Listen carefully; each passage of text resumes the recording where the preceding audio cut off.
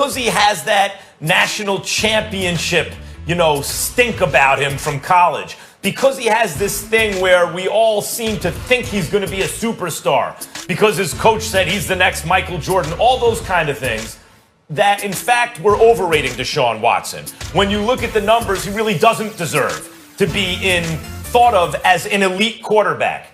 And because he's on such a bad team, until the last couple weeks, we really weren't thinking about him much. And if you dug into the numbers, say, yeah, maybe he's not actually, maybe his reputation and the way we feel about him really outstrips his performance. This is the second consecutive week where you look at him and go, how do you play quarterback better than that? That's as well as you can play the position. And when a guy like Deshaun Watson, who because lots of guys give you that feeling, I want him with the game on the line, right? But when a guy like that, who gives you that feeling with his pedigree, starts to put together games like he's put together, especially for a bad team, especially for a team that took a step in the wrong direction and had to get rid of the guy responsible. When he starts doing that, it takes away all the excuses and it solidifies his status as, you always have to say other than Patrick Mahomes. You got to say other than Patrick Mahomes because he's in a different stratosphere. The only guy I've ever seen comparable to Mahomes is Aaron Rodgers in his prime. But we have to say, Stephen A., at this moment, Deshaun Watson's the second best quarterback in the AFC.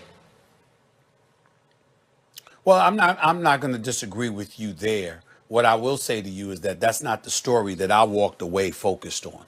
The story that I walked away focused on, Max Kellerman, is that Matt Patricia is somebody that needs to lose his job. He's got to go. When you fire Jim Caldwell, and we talked about this yesterday, Max, so I know you agree. When you talk about Jim Caldwell going 36-28, 4 seasons in the Detroit Lions organization as his head coach, 2 times he took them to the postseason, and you get rid of him after a 9-7 season. Mike Greenberg, Greeny, on Get Up this morning, pointed out a very salient fact that I think needs to be echoed.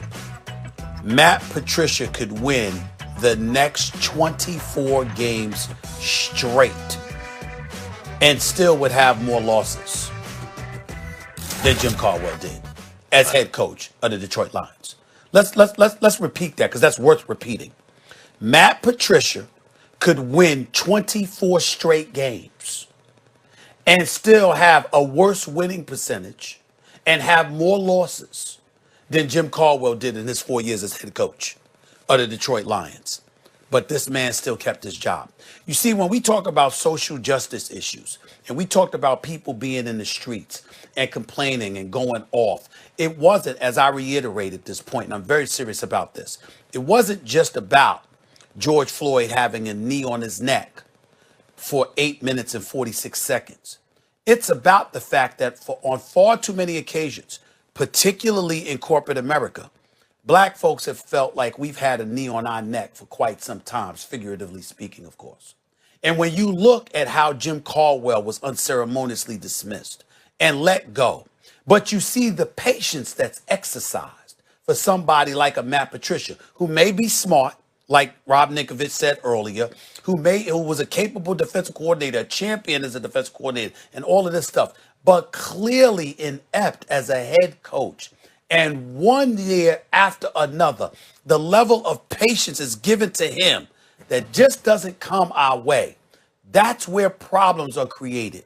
And when you engage in a meritocracy in its true purest form, and you hold people accountable for doing their job or lack thereof, then you have a better society because we understand that the rules are fair.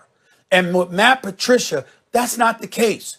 I feel sorry for him and his family. I'm not trying to be disrespectful. I'm not trying to say he doesn't deserve to be a coach in the NFL, but he does not deserve to be a head coach, particularly for these Detroit Lions. They are not a good team. They have talent, but they are not well coached. They haven't been well coached. They were 3-3 before losing 4 of their last 5 or so. They got a decent win over Arizona. The other 3 victories, I think, came against Jacksonville, the Washington football team, and I forgot what other non-winning team it was. This man has not been impressive, but continues to be employed. he should be gone because he's had ample enough opportunity to prove that he's worthy, and he hasn't done it, Max.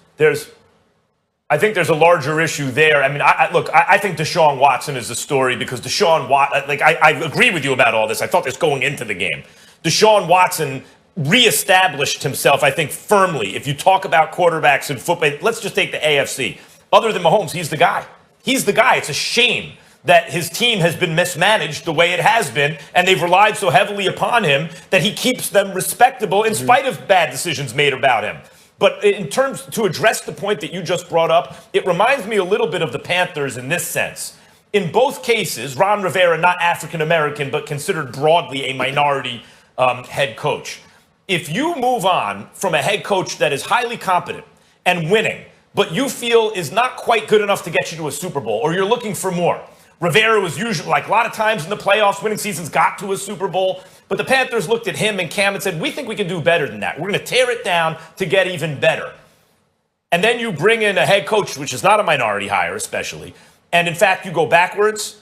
Like, the point is, when you make that decision, you make sure that you're actually, in swinging for the fences, going to move things forward. Otherwise, people will rightly say, what happened? We were pretty good, and now we stink. Same thing with the Lions. The Lions had a head coach who was African-American. 2 out of 4 seasons, made the playoffs, averaged 9 wins a season, thought they could do better, and have done much, much worse. And the fact that it was an African-American head coach let go and a white head coach brought in this league where African-American representation in that position so low makes it look even worse. Well, listen, I'm not disagreeing with any of your points. All I'm saying is that if you're talking to me about Deshaun Watson, I'm down with it. All I'm saying is yesterday ain't some prime example because of who he was going against. The Detroit Lions are the 25th ranked team against the rush, 26th against the pass, 27th in yards allowed, and 30th, the third worst defense in the entire National Football League. Matt Patricia's signature is defense. He's not getting it done, period. No question. Watson, though, has accounted for 88% of his team's offense, the highest rate in the NFL.